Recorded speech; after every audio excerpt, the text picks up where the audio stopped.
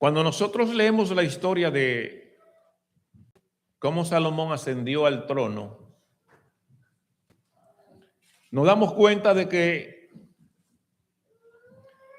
fue un proceso de crisis crítico. Pero no fue solo Salomón. Desde Moisés, Josué y durante el periodo de los jueces, hubo una situación en cada uno de los líderes que fueron escogidos para que dirigieran al pueblo. Con Moisés, algunos se rebelaron y le preguntaron: ¿quién te puso a ti por jefe de nosotros? A Josué por igual le hicieron la misma pregunta. Podríamos seguir enumerando a otros que fueron escogidos y que en un momento determinado de su trayectoria, pues tuvieron que enfrentarse a situaciones difíciles. Porque Jehová se lo había dicho cuando el pueblo de Israel pidió rey. Entonces, lo que vamos a revisar en el día de hoy es la relación entre Salomón y Roboam.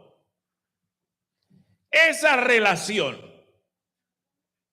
entre los dos reinados, los dos tipos de reinado, y además de los dos tipos de reinado, la respuesta, la solución, la salida o la conclusión en la que cada uno de ellos terminó.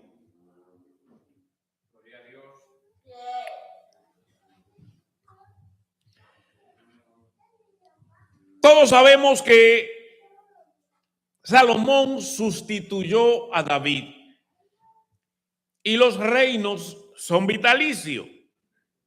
Eso indica que en el proceso de la trayectoria de la vida de David, aunque era un hombre de guerra, por cuanto, como dice la palabra, hizo los rectos delante de Jehová y se sometió a sus estatutos, Jehová estuvo con él y le dio una vida prolongada. En esa prolongación de vida, pues llegó a una etapa de vejez, como es normal.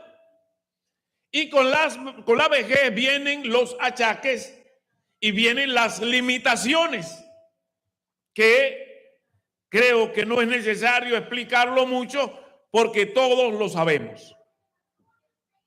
De manera que David estuvo en un estado mediante el cual pues tuvo su momento de achaques por causa de la enfermedad.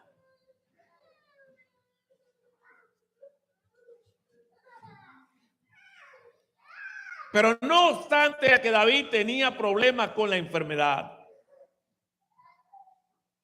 no obstante a que David ya era viejo, no tenía las fuerzas, no podía pelear, no podía empuñar la espada con la misma fuerza que al principio, su autoridad permanecía y él seguía siendo el rey.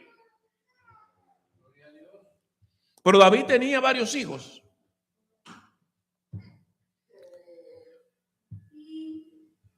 Porque David,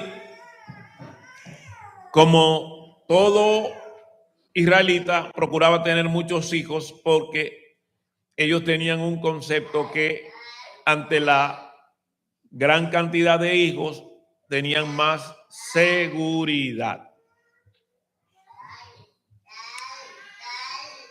Y tenía su hijo mayor conforme a las costumbres, debía ser el que lo sustituyera. Sin embargo, este muchacho tenía problemas. Porque hay un problema en el corazón del hombre que si no deja que Dios lo trabaje, ese problema lo persigue, no importa en qué lugar se encuentre.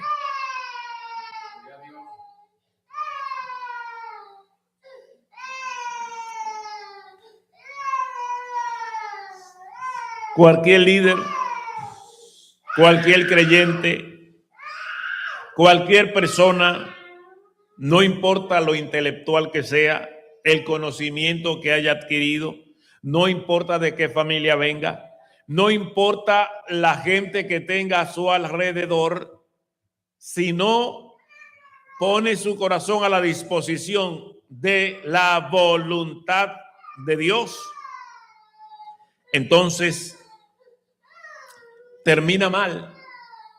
Termina mal porque el corazón del hombre, todos los hombres, no importa lo bonito o feo que sean, no importa lo intelectual o no intelectual que sean, lo estudiado o lo analfabeta que sean, si no tiene a Dios en su corazón, va a terminar mal. Porque va a tomar decisiones contrarias a la voluntad de Dios. Y cuando tomamos decisiones contrarias a la voluntad de Dios, el resultado es perjuicio para nosotros, no para Dios. Porque Dios no se perjudica. No hay forma de perjudicar a Dios.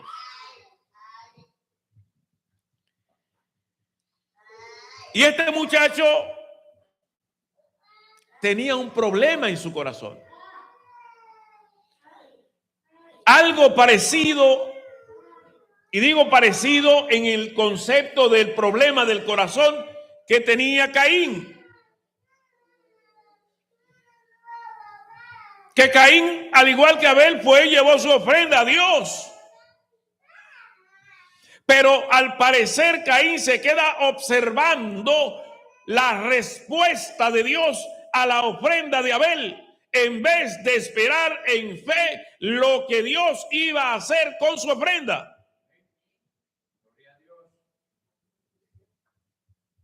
Y es el gran problema que tenemos muchos hombres. Quedarnos observando a ver qué Dios va a hacer con lo que otro está haciendo para Dios. Y no prestamos atención a lo que yo estoy haciendo para Dios, para hacerlo lo mejor posible a fin de agradar al Señor al cual le estoy sirviendo. No es cuestión de cuánta bulla se esté haciendo allí. No es cuestión de cuánta gente hayan allí. Eso no es asunto mío. El asunto mío es que con poca gente o mucha gente, que con gente o sin gente, yo haga la voluntad de Dios.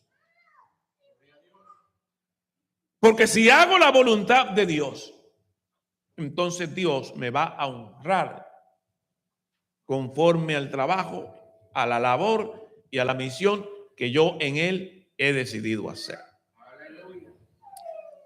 Si no, corro riesgo. Riesgo número 1.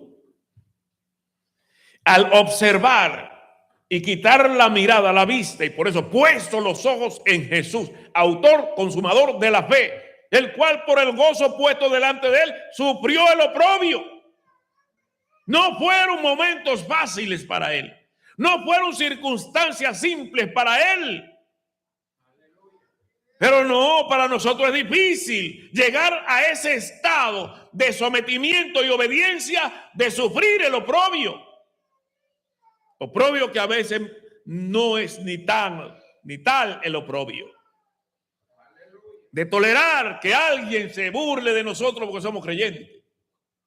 O de que alguien nos haga una mala propuesta y nosotros, para no quedar mal, para que vean que nosotros somos tan hombres como los otros, vamos a hacerlo sin tomar en consideración lo que la palabra de Dios nos dice. Pero Jesús sufrió el oprobio, no lo oprobio. Llegó a tal límite, a tal nivel de hasta la muerte, y muerte de cruz, una muerte bajo maldición. Hacia allá es hacia donde la palabra nos manda a mirar. No es mirar a los que están prosperando, no es mirar a los que le está yendo bien, no mirar a los que están bien aparentemente. Porque muchas veces los que aparentemente están bien no están tal. Y el hacer la voluntad es lo fundamental. Pero Caín se queda observando y ve que le agradó más a Dios. Pero ¿cómo él se da cuenta? ¿Cómo él supo? Porque él no estaba atento a lo de él. Él estaba atento a lo del otro. Y en su conciencia él sabía que su ofrenda no era una ofrenda que se estaba haciendo en fe. Él estaba haciendo algo para cumplir con el costumbrismo, con lo que él consideraba que era una costumbre. Un asunto que él lo que quería era que se acabara rápido para salir de eso. Pero Dios le dijo casi la misma palabra que le dijo Salomón a su hermano cuando llegó un momento crítico que había que tomar una decisión. Si tú haces lo bueno, tú no vas a tener problema porque lo bueno estará contigo. Pero si tú haces lo malo estará detrás de ti. Y el problema es que cuando nosotros no entendemos esa parte y nos dejamos llevar y controlar por las fuerzas del enemigo, llega un momento en que él es entonces el que rige nuestra vida y nuestras decisiones. Y nos dejamos mover, sabiendo conscientemente que no es lo que debemos hacer. Y analizamos y buscamos y damos brincos y buscamos razones y excusas, pero la realidad es que sabemos que no es por ahí. Porque el Dios que nos ha llamado, el Dios que nos ha escogido, no es un Dios ni loco, ni es un Dios de desorden, es un Dios de orden. Y como Dios de orden, Él nos dice en qué orden se deben hacer las cosas. Y el apóstol Pablo dice sencillo: que se haga todo decentemente y en orden. Porque es el proceso, es la voluntad de Dios. Pero a veces cuando nosotros estamos enfrascados en hacer una cosa, no nos damos cuenta. Y este muchacho, como él era el mayor, él dijo: quien debe sustituir a mi padre como rey soy yo.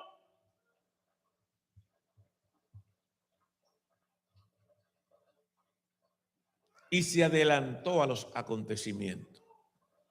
Y antes de que su padre muriera, hizo una reunión, hizo una fiesta, mató bueyes, carneros, y comenzó a llamar gente y a congraciarse con gente para que los reconocieran a él como rey. Y bueno, y se reunieron, hicieron su fiesta y todo lo demás.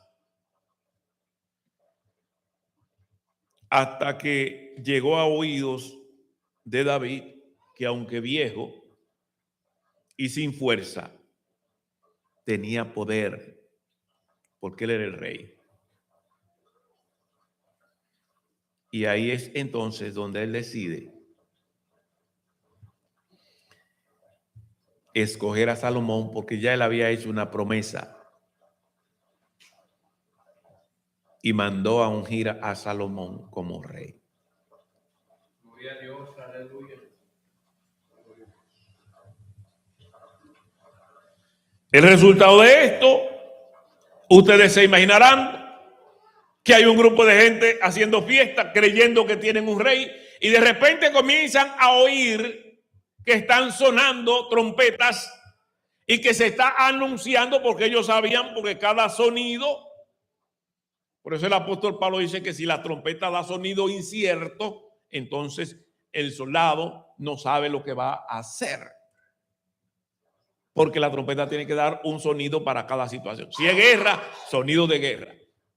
Pero si el sonido es de que se puso un nuevo rey, ellos sabían que ese era el sonido que se estaba produciendo. ¿Qué sonido es ese que estamos escuchando? Que fue coronado rey Salomón. Y ahí el corredero de todo el mundo. Ahora bien, lo interesante en todo esto es que después de que Salomón tuvo que pasar por todas esas situaciones de crisis con su propio hermano, el hermano, lógicamente, cuando ve la situación, coge miedo y se va al altar, y allí en el altar dice que no, que de ahí no hay quien lo mueva. Y entonces pide clemencia. Y ahí es donde Salomón le dice, si tú haces lo bueno, tú no vas a tener problema. Pero si tú haces lo malo, es porque lo malo está en ti. Y él aceptó el reinado de Salomón. Tuvo que reconocerlo. Y Salomón lo dejó tranquilo, era su hermano.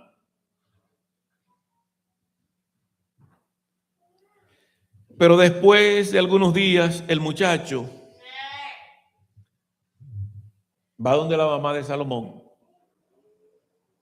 Betsabé, y le dice, mira, yo he venido para hacerte una petición y yo quiero que tú intervenga por mí delante de Salomón. Ve y dile a Salomón que me dé por mujer a una joven que David la tenía para su servicio y que en el libro de las crónicas dice que esta muchacha era para calentar al rey porque estaba ya viejo, pero que él nunca la tocó. Sin embargo, el hijo de tantas mujeres que había en Israel le manda a decir al rey que le dé por mujer a esa muchacha.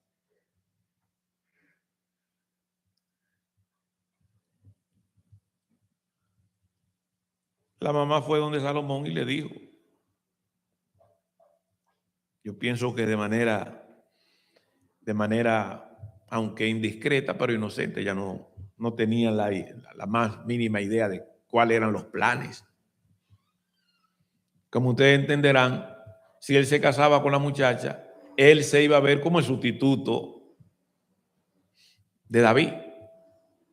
Por eso cuando la mamá le dice a Salomón acerca de la propuesta, entonces le dice, y no quieres también que le dé el reino, porque tú sabes perfectamente lo que va a pasar cuando él se case con esta muchacha.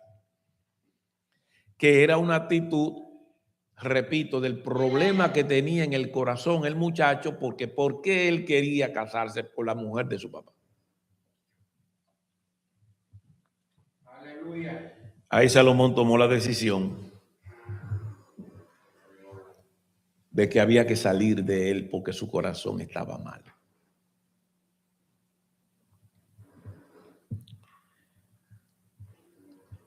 Y ahí comienza un proceso mediante el cual nosotros conocemos el proceso cuando Salomón fue coronado como rey, y nos cuenta cómo una noche Jehová se le aparece y le dice, pide lo que quieras. Porque era necesario trabajar el corazón. Dios trabaja con el corazón del hombre, las intenciones del corazón del hombre. ¿Qué es lo que el hombre quiere? Salomón tenía mucha gente que estaba en contra de él. Todos los que habían estado con su hermano por allá en la fiesta, comiendo y bebiendo, toda esa gente estaban rezagados, porque toda esa gente probablemente ya le habían propuesto en qué lugar del reino lo iban a colocar. Y todo eso se le cayó. O sea, él tenía también ya a su temprana edad, ya él tenía ciertos problemas de enemistad, a más de todo lo demás que él tenía. Y cuando Jehová se le aparece, le dice, pídeme lo que tú quieras. Y es ahí donde Salomón le pide que le dé sabiduría para él dirigir a un pueblo como ese pueblo tan grande. Y dice que le agradó a Dios la posición de Salomón, porque no pidió ni la vida de sus enemigos, ni pidió riqueza para él, ni pidió honra y gloria, sino sabiduría. Entonces Dios le dijo, no solamente te daré sabiduría, sino te daré lo que tú no has pedido. Aleluya. Y yo siempre he analizado por qué razón se le dedica tanto tiempo a hablar acerca de ese proceso mediante el cual Salomón llega al reino. Y cómo Salomón llega al reino. Y de qué manera Salomón administra el reino. Y Salomón, en su administración, llegó un momento en que llegó a un nivel que se desconectó. Se desconectó. Se casó con la hija de Faraón de Egipto. Se enamoró de la cananea, de la amonita, de la moabita. O sea, de todas las mujeres que Jehová le había dicho que no se metieran, le había dicho a Israel, a esas fueron las que él quiso. El resultado es que llegó un momento que lo llevaron a la idolatría, a servirle a los dioses. Y parece como si fuera una serie que tuviésemos nosotros dando, porque hablamos la semana pasada de cómo, de qué forma el profeta pudo convencer o pudo orientar, el profeta Balaam, al rey Balá para que Dios maldijera a Israel. Y vemos entonces que Salomón se desconecta. Dios había hecho un pacto con Salomón. Si tú haces como yo te he dicho y cumple mi palabra y te somete así, yo estaré contigo para siempre. La misma promesa que nos ha hecho a nosotros. Es la misma. El problema con las promesas de Dios es que cuando nosotros rompemos la promesa, hay problemas.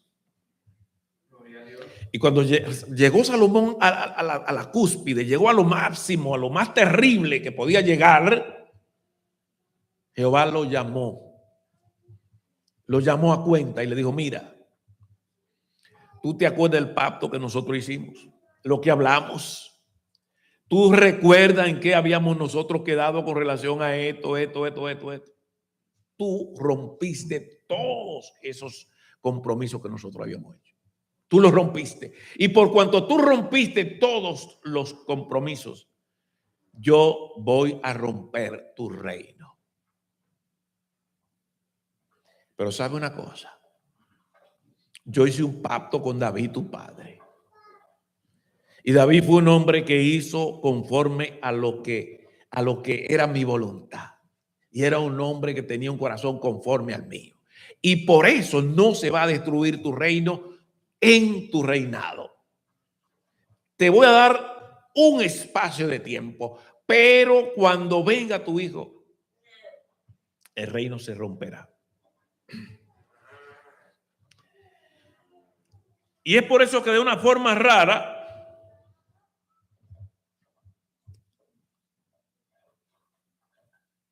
en el capítulo 2 se da un salto. En el capítulo 11, versículo 43, que es el último, dice, y durmió Salomón con sus padres y fue sepultado en la ciudad de su padre David y reinó en su lugar Roboam, su hijo. Y de ahí mismo de una vez, ¡pam!, entra.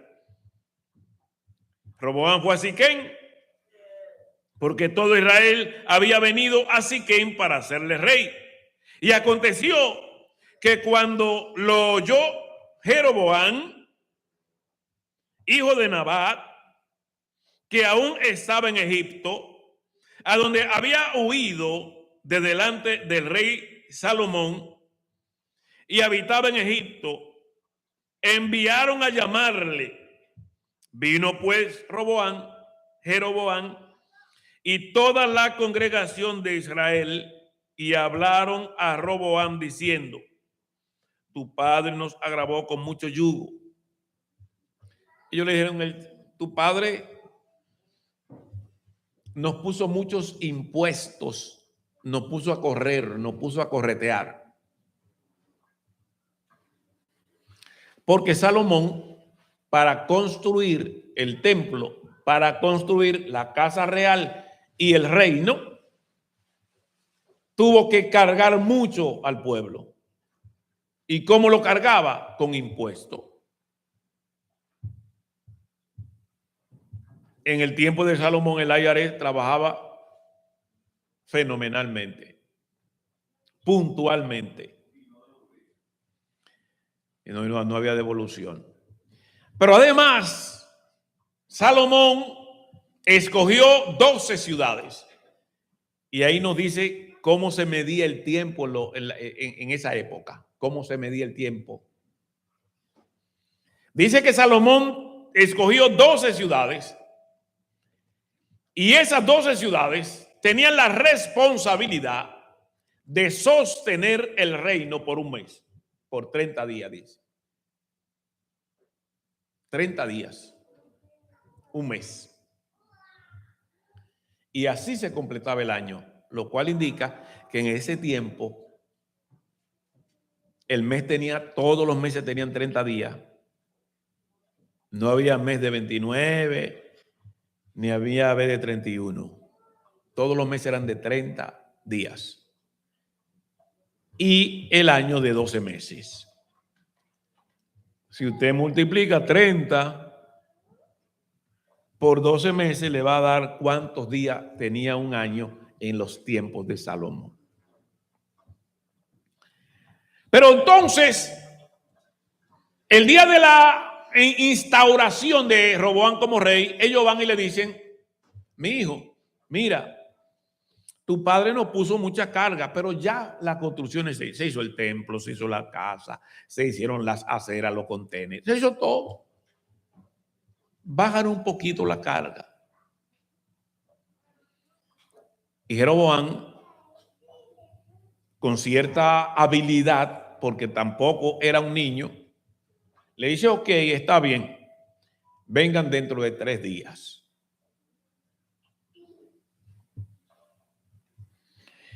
En ese periodo, en el versículo 6 que nosotros leímos, dice que entonces el rey Jeroboam pidió consejo a los ancianos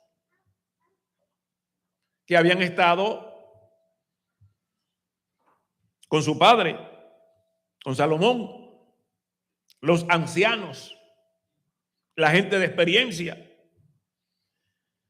Y entonces los ancianos le dijeron, oigan la palabra de los ancianos. Dice, ellos le hablaron diciendo: si tú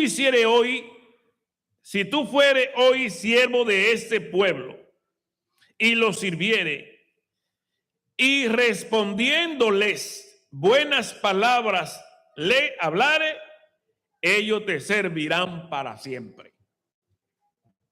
En pocas palabras, tú no vas a tener problema. Pero tiene que hablarle, tiene que darte a entender, tiene que darte a conocer. Cuando un rey comienza a tomar decisiones sin tomar en cuenta a la población, los resultados son funestos. Y al final del camino va a terminar mal. Y va a terminar mal por una simple razón. En primera instancia, en la multitud de consejos es donde está la sabiduría. Y la verdad es que podríamos nosotros tener consejeros, pero hay que ver qué consejeros tenemos. En el caso de Roboam, dice que en el versículo 8, dice, pero él dejó el consejo de los ancianos que le habían dado y pidió consejos a los jóvenes que se habían criado con él. Y aquí quiero hacer una parada técnica, porque a veces nos confundimos. Y yo he oído algunos mensajeros que dicen que Roboam se fue para donde los muchachos. Si se criaron con él, no eran tan muchachos. Porque Roboam tenía 41 años cuando comenzó a reinar. 41. Y no hay muchachos de 41 años. De cipote pasó hace rato, con 41. Podrá tener poca experiencia, podrá tener poco conocimiento, o como en el caso de Salomón, el problema no era la edad, sino que se habían criado con él y eran los que le estaban haciendo el coro, decimos nosotros en Santo Domingo. Era la gente que estaba haciendo y diciendo lo que les convenía a ellos, lo que le iba a hacer, o ellos entendían que iba a ser de conveniencia a ellos. Y a los gobernantes se les olvida que mientras son gobernantes tienen un nombre, pero cuando salen del gobierno cambian de nombre. Radicalmente cambian de nombre. Poca gente recuerda en la República Dominicana los apellidos de los expresidentes. Se les olvida. ¿Por qué? Porque le quitan los apellidos desde que sale del poder. Mientras están en el poder, le dicen los dos apellidos. Y la gente se aprende los dos apellidos. Salió del poder, se le olvidan los dos apellidos, nada más se quedan con el nombre. Esa es la realidad. Entonces, usted va a escuchar que mientras están en el poder, tienen dos apellidos, a veces más de dos apellidos, y a veces más de dos nombres. Y entonces, en los discursos y en las reuniones, y cuando están hablando de él y con él, pues le dicen los dos nombres y los dos apellidos. Salió del poder, se quedan con un solo nombre y sin apellido. Esa es la realidad. Y a mucha gente se le olvida eso. Que un día van a salir del poder. Que un día ya no van a estar gobernando. Y se llevan de los que están a su alrededor, que no se detienen a analizar, a pensar y a ver las cosas que son convenientes para la comunidad. Alabado sea el nombre del Señor. Entonces Jeroboam, habiendo sido avisado por los que eran de su misma edad, que aparecen como los jóvenes, pero los jóvenes que se habían criado con él, pero que él tenía ya 41, los otros por lo menos tenían 40. Alabado sea el nombre del Señor.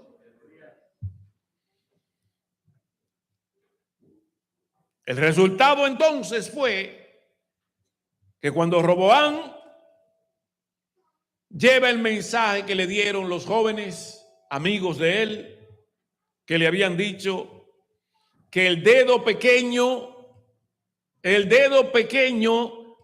iba a ser más fuerte. O sea, el dedo pequeño de Roboam iba a ser más fuerte que los hombros.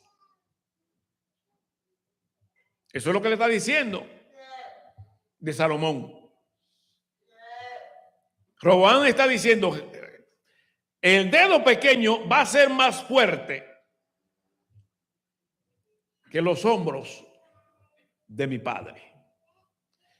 Porque él lo castigó con látigo, yo lo voy a castigar con escorpiones. O sea, está diciendo, yo voy a multiplicar la carga que ustedes tienen. Y la gente dijo, no, pero así es la cosa.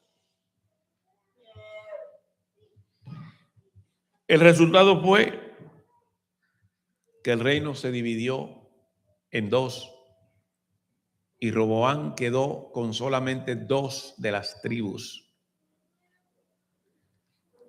Y Jeroboam, que había sido enviado a buscar a Egipto y que lo tenían ahí, como decimos, en queue para ver qué decisión tomaba Roboam. Fíjense que se parecen, Jeroboam y Roboam, se parecen, pero no son la misma gente. Entonces, 10 de las tribus se fueron para el norte con Jeroboam, que venía de Egipto.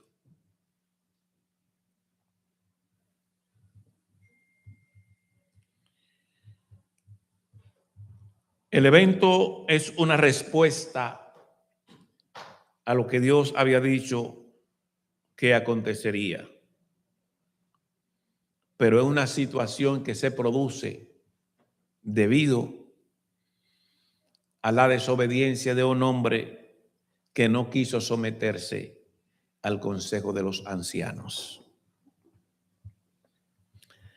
Cuando nosotros revisamos el libro de los Proverbios, escucha, hijo mío, oye el consejo de tu padre. Y cuántas veces, una y otra vez, Salomón aparece dándole el consejo. Sin embargo, parece que no cogió nada. Parece que se le fueron todos los hilos y no pudo llegar a donde tenía que llegar.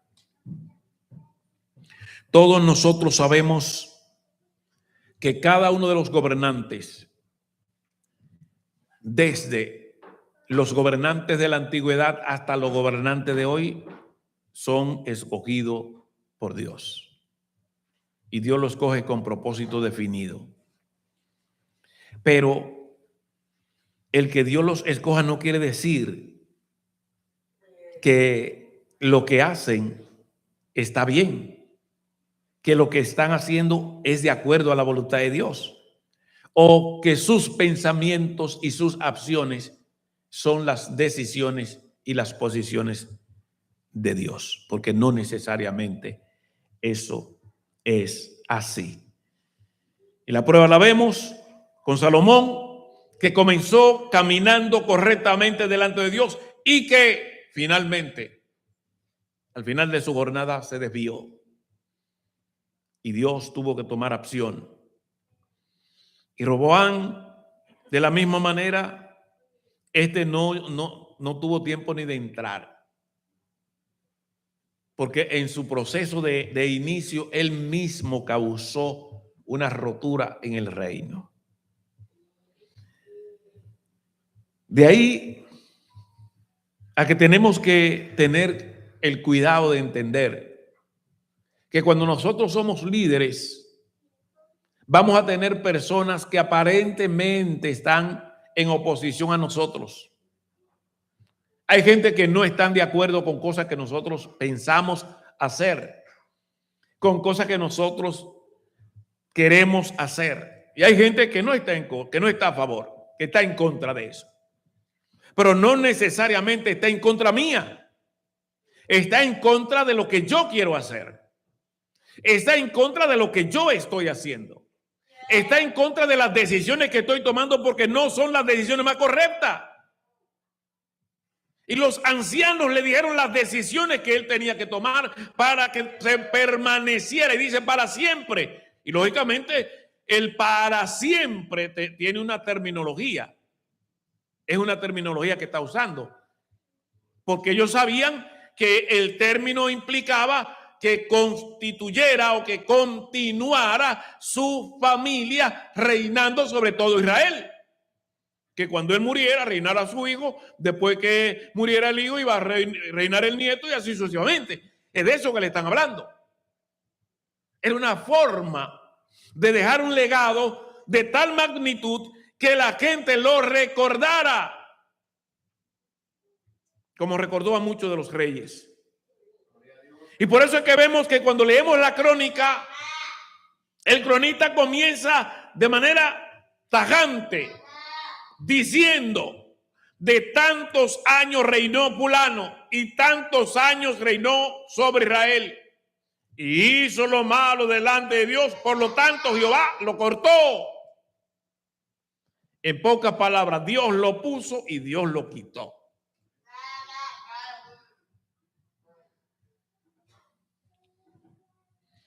Todo el que quiere que todo el mundo esté de acuerdo con él está errado como líder, porque no es posible. No todo el mundo va a estar de acuerdo. Unos por una razón y otros por otra razón. Porque muchas veces uno no están de acuerdo porque no le conviene. Porque van a pasar una carretera por donde a mí no me conviene, porque me van a afectar mi propiedad y entonces yo no estoy de acuerdo.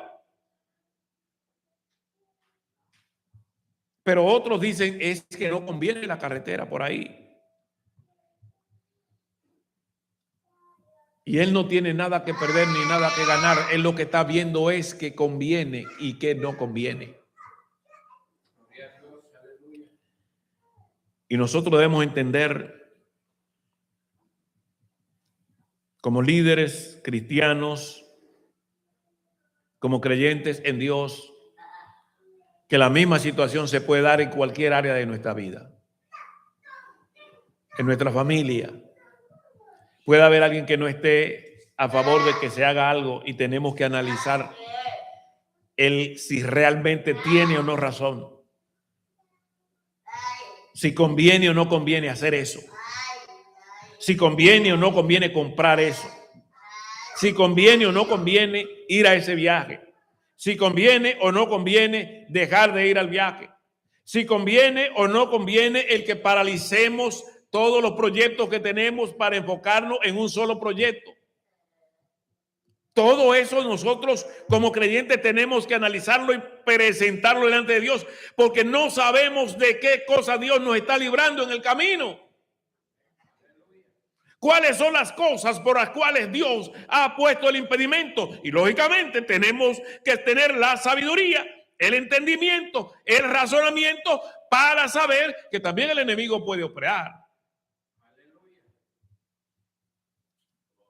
Porque el enemigo opera también, acciona. Y nosotros debemos entonces, con sabiduría, con entendimiento, buscar la forma, la manera mediante la cual podamos tomar una decisión adecuada y correcta. Porque tomando una decisión correcta, el resultado va a ser precisamente ese, el correcto, el que conviene. Y lógicamente no podemos obviar que Dios, que tiene todo el control y tiene todo en control, pues nos puede dirigir, nos puede guiar. El ejemplo que nos deja la palabra es simple. A todas luces, parece ser que Roboam, como un hombre a quien Dios de alguna forma había seleccionado, había escogido, había llamado para el reinado, no supo tomar las decisiones adecuadas y el resultado fue una separación, una división del reino.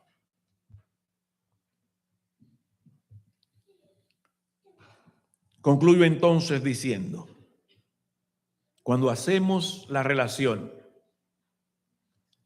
entre Salomón y Roboam, su hijo, y la forma en que cada uno reinaron, nos vamos a dar cuenta de que de Roboam no se habla mucho, sino que a diferencia de Salomón, que se especifica toda la lucha que tuvo para comenzar el reinado, toda la oposición, todos los debates, Y luego cómo Dios habló con él y hizo un pacto con él para a través de ese pacto ellos tener una relación tal que Dios respondiera a las necesidades y respondiera a todo lo que Salomón esperaba de él.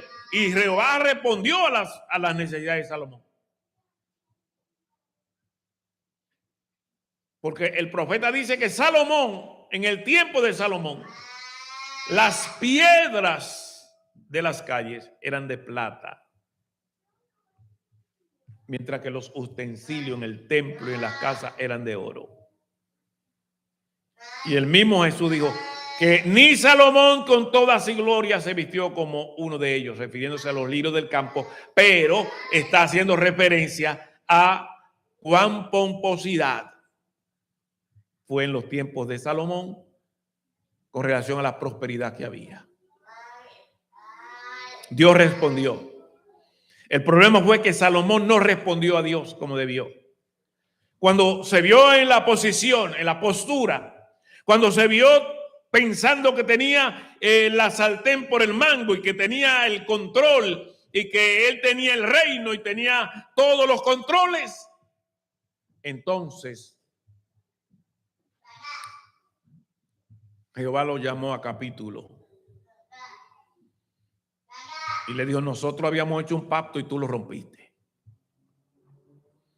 Nosotros no habíamos puesto de acuerdo con relación a unas cosas y tú rompiste ese acuerdo. Y por cuanto tú rompiste ese acuerdo, yo rompo tu reino, el cual, por amor a David tu padre y al pacto que yo hice con él, no será durante el periodo que tú estés reinando, sino en el periodo de tu hijo. Y así fue. Todos los que tenemos liderazgo tenemos que entender que Dios nos ha llamado, nos ha señalado, nos ha escogido, pero el fin, el propósito es que nosotros hagamos su voluntad. Porque si nos salimos de ella, Él se saldrá de nuestro propósito y romperá lo que nos haya puesto en la mano. Padre, te damos gracias. Gracias por tu palabra. Gracias porque a través de ella tú, oh Dios, una vez más, ha ministrado en nuestras vidas. Y necesitamos que tú nos ayudes a comprender, nos ayude a recibir una clara, lúcida revelación, nos ayude a alcanzar las metas trazadas y los proyectos que tú has establecido para cada uno de nosotros, de forma tal que podamos, como nos lo señala el apóstol, ser más que vencedores por medio de aquel que nos amó. Gracias, Padre, en el nombre de Jesús. Amén. Queremos hacer un llamado a todos los que todavía no han hecho ese pacto con Dios. Hoy es el día aceptable y es un tiempo de salvación. Por tanto, la palabra nos dice que debemos arrepentirnos y convertirnos para que sean borrados nuestros pecados y venga de la presencia del Señor tiempo de refrigerio. Pero es necesario hacer un pacto con Dios. Es necesario hacer un compromiso con Dios. Es necesario que podamos delante de Él comprometernos a hacer su voluntad y andar conforme a su propósito.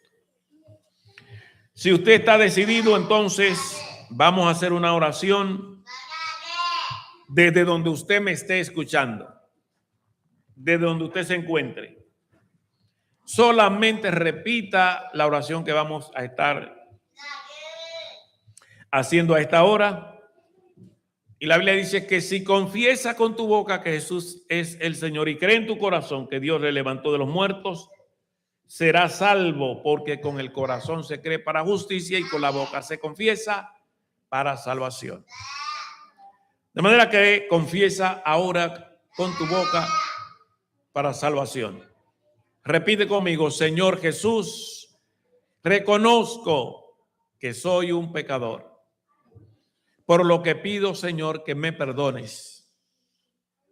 Perdona mis pecados. Perdona mis culpas. Límpiame con tu sangre e inscribe mi nombre en el libro de la vida.